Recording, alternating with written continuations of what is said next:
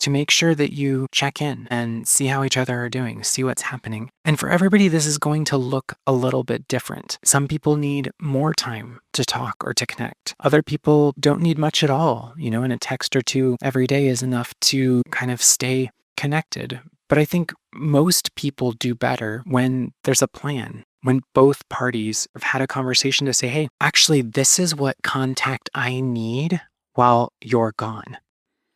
Or this is what contact I need while I'm gone. Have you had that conversation ever with your partner? Do you even know what contact you need or want from your partner while they're gone or while you're gone?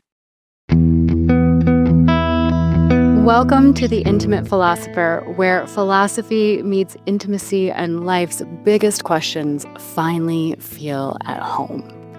I'm Dr. Emma Smith. I'm a licensed professional counselor, certified sex therapist, and existential philosophy nerd, inviting you to join me for an after-hours conversation. This is a space to slow down, pour a glass of wine, or maybe a cup of tea, and explore the messy, beautiful intersections of meaning, connection, desire, and being fully human.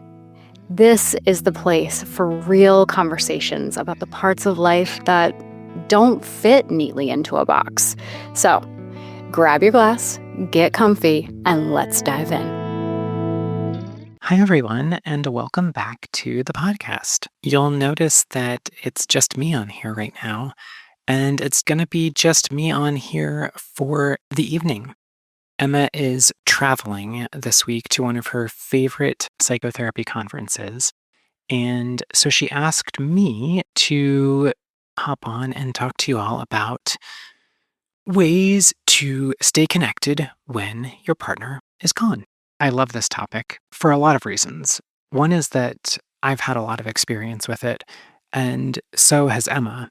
And so we've had a lot of time both to talk about it, both our past experiences of what this looks like, and then to put things into practice to see how that actually works. Because just because something sounds good in theory, it doesn't mean that it's going to work in practice, either for you and your partner or for anyone, actually. So I think, both really like this because we really deeply care about relationships in general and about our relationship. There are a lot of different things that you can do to stay close to your partner while one of you is traveling.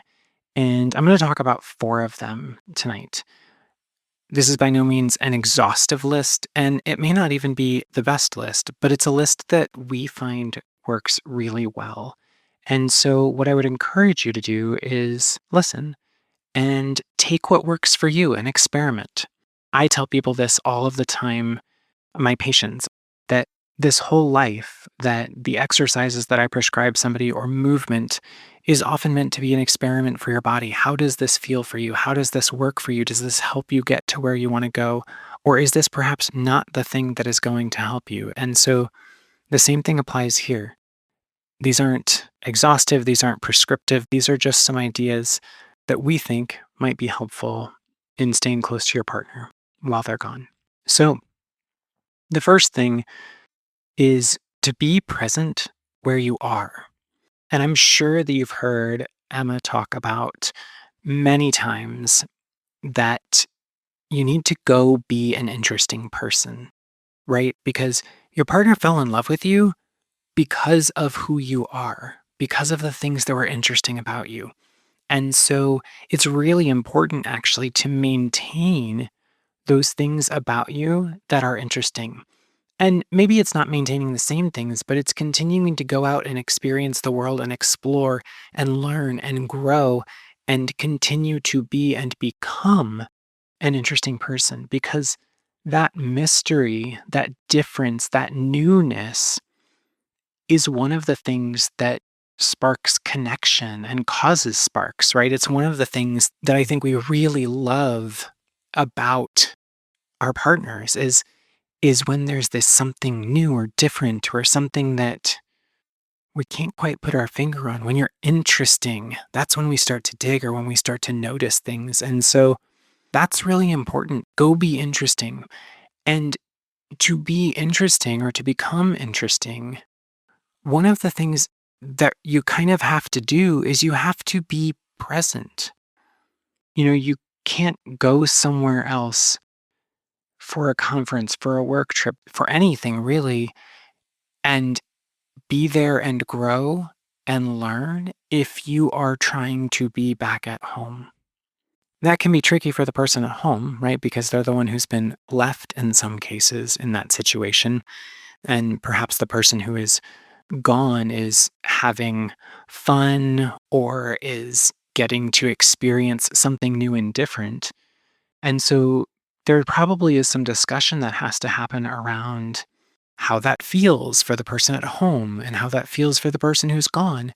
But it is really important to be present where you are because then that changes, in many cases, it will change your life, to be honest. This being present matters.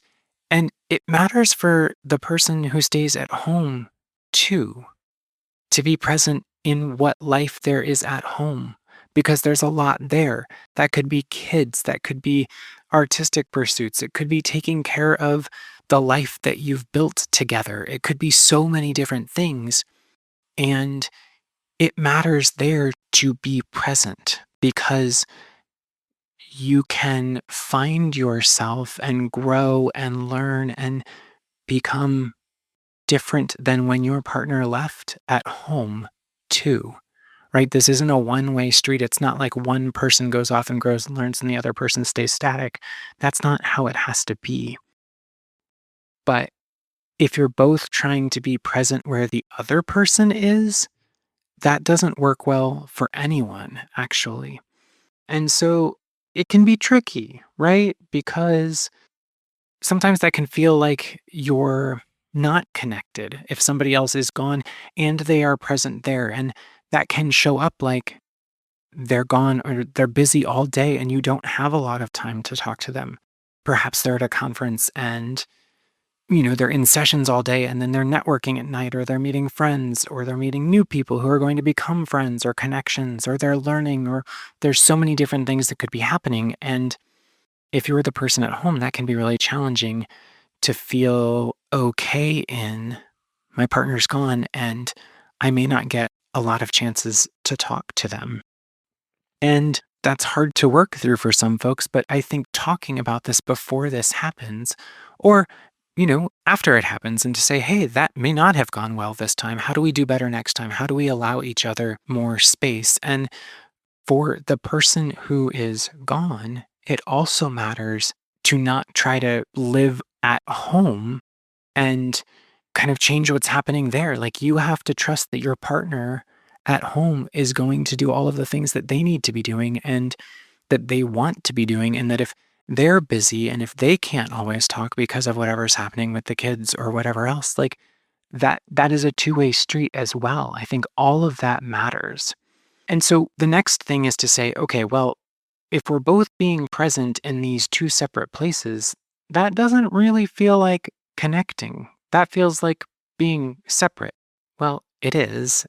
And that really leads to the next point. But before we get there, I want to say that in the moment, being present where you are might feel like being separate. And without separateness, you can't have wanting.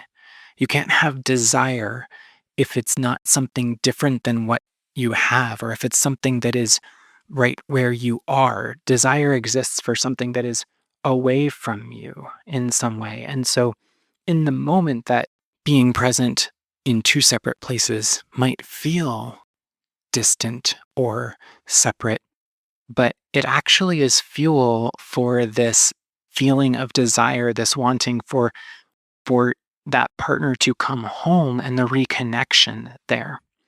So it matters.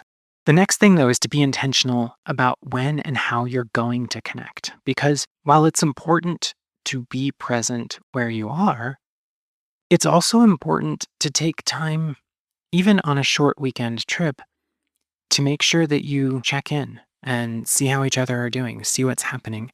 And for everybody, this is going to look a little bit different. Some people need more time to talk or to connect. Other people don't need much at all, and a text or two every day is enough to kind of stay connected. But I think most people do better when there's a plan, when both parties have had a conversation to say, hey, actually, this is what contact I need while you're gone. Or this is what contact I need while I'm gone. Have you had that conversation ever with your partner? Do you even know what contact you need or want from your partner while they're gone or while you're gone? It's okay if you don't know the answer to that. That's part of this is to say, oh, wow, I've never really thought about what do I want from my partner while I'm gone or while they're gone, right? You can think about that and feel into what would feel good. Would it feel good to get up in the morning and call them and hear their voice? Or to wake up to a text from them? Or would you rather have a quiet morning at home? Or would you rather have a morning where you can get up at your conference and go and you don't have to worry about what's happening that day because your partner at home is managing that? Do you need to check in at midday for some reason? Is there something about your schedules that would make that the best option?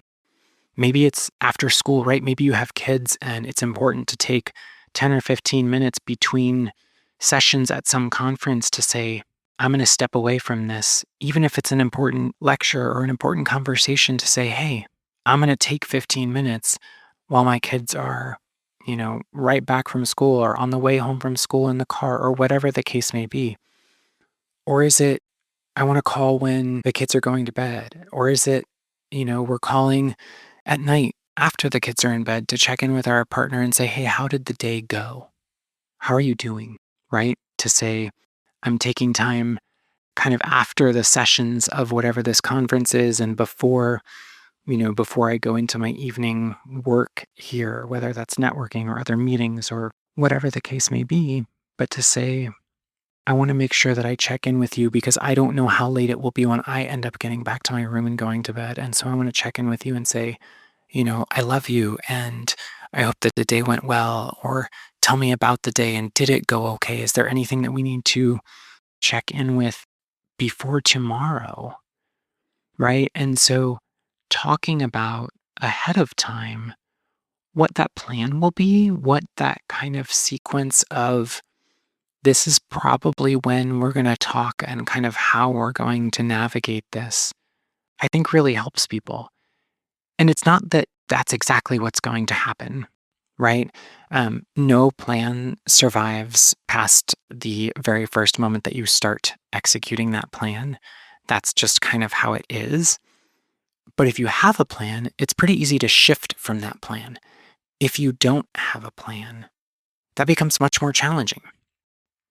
So, this also can change over time. What works for you on one trip might not work for you on another trip.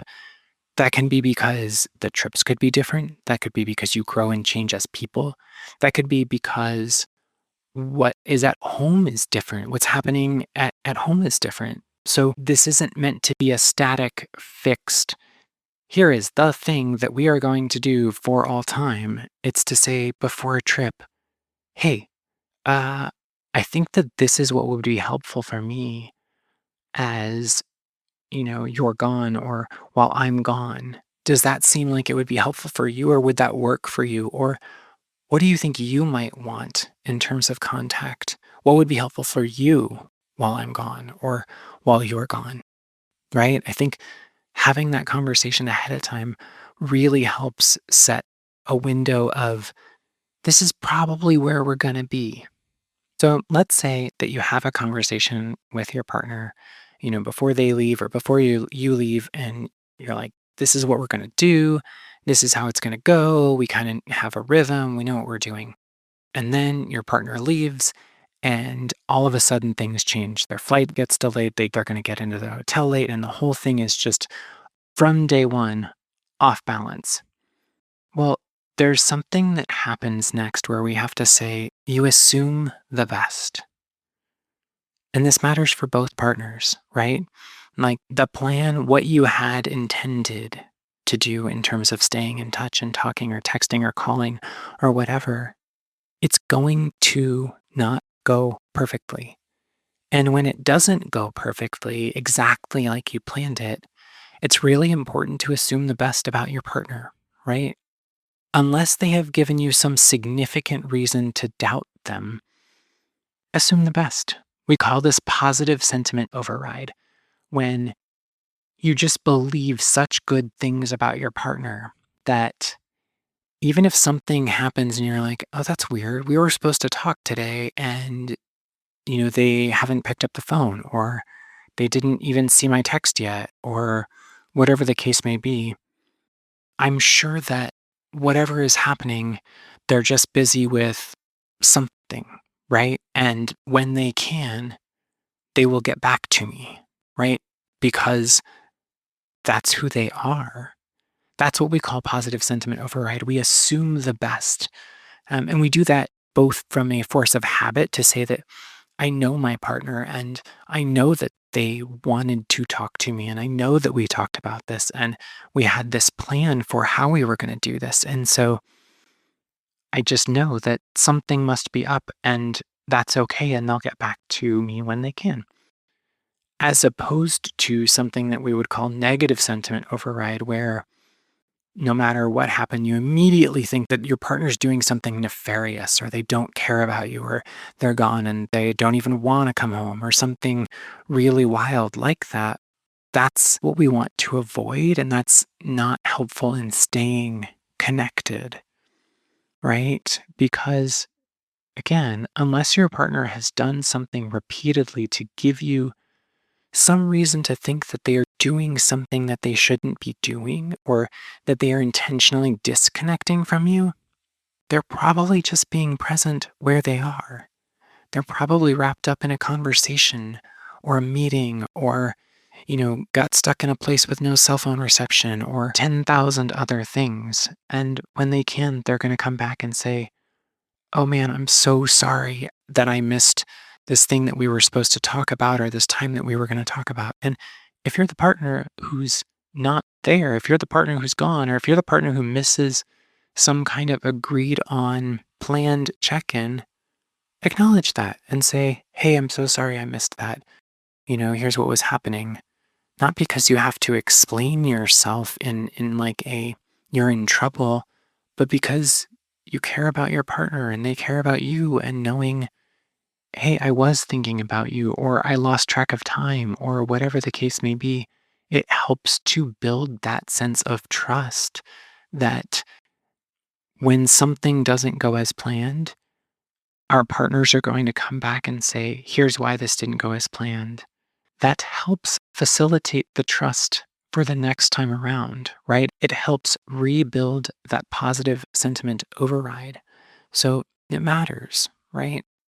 And then I think the last thing that probably feels like it fits in this is that it's also important to hold things loosely.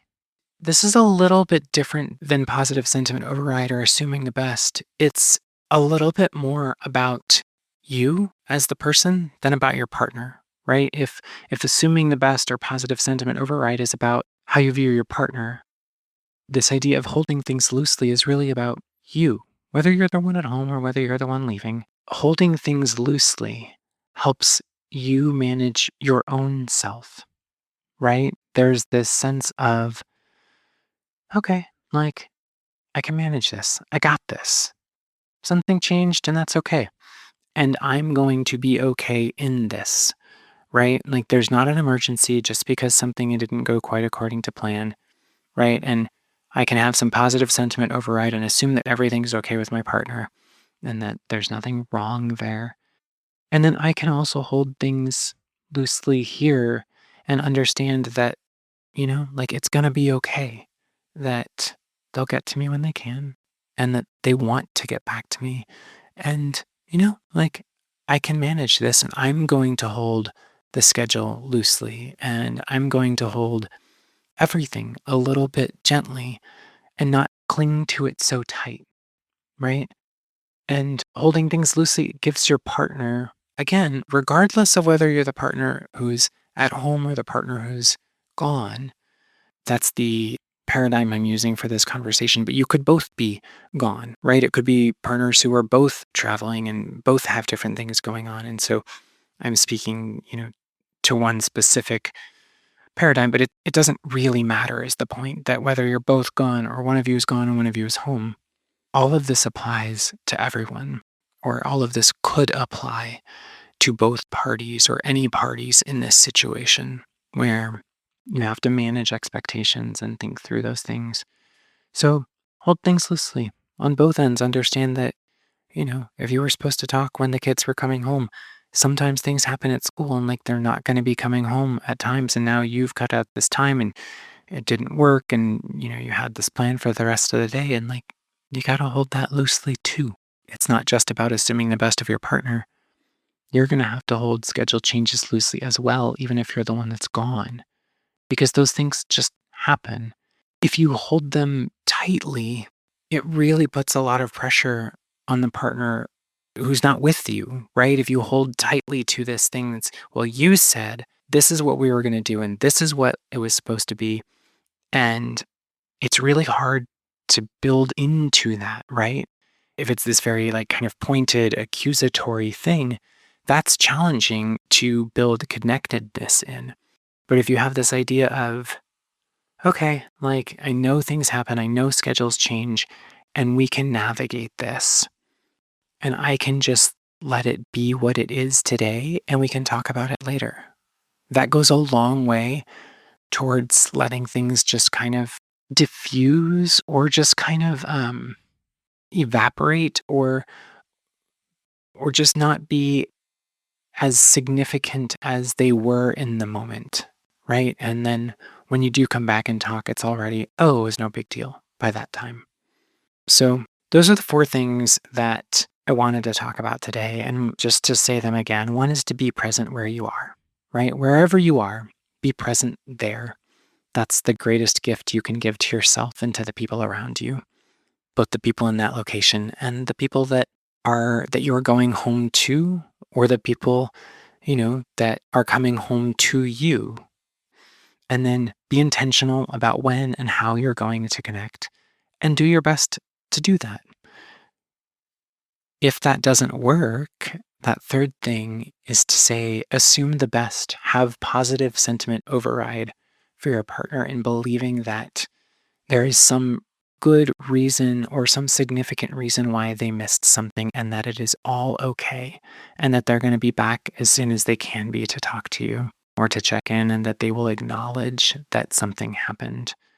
And then the last thing is to hold things loosely, to say that when something happens, that's probably not actually unexpected, because things do happen on both ends. Things happen at home, things happen when you're traveling, things happen when you're gone. And that's just kind of life. And so holding things loosely helps everyone have a little bit of grace for each other and for the situation. It occurs to me that it could sound like I'm talking to only one partner here, that I'm talking to the person who's at home, not the person who has traveled somewhere. And I want to be really clear in saying that that's not the case.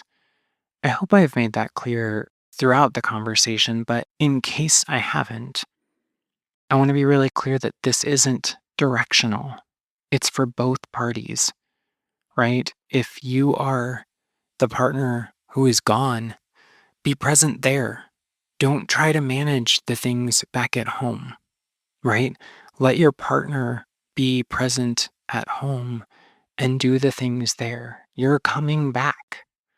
And if you are the partner who's gone, you may have to make an effort and interrupt some of the things that you are wanting to do to connect with your partner at home. And that's important, right? If that's what you've agreed upon, or if that's what you have come to as, hey, this would be good for us if this is how we connected, you might get somewhere and realize, oh man, I'm going to have to interrupt something I want to do. And so maybe you have a conversation about that, and maybe you say, you know what? I can do that for 10 or 15 minutes, right? I can take that time because it matters to my partner and it matters to me to connect with my partner.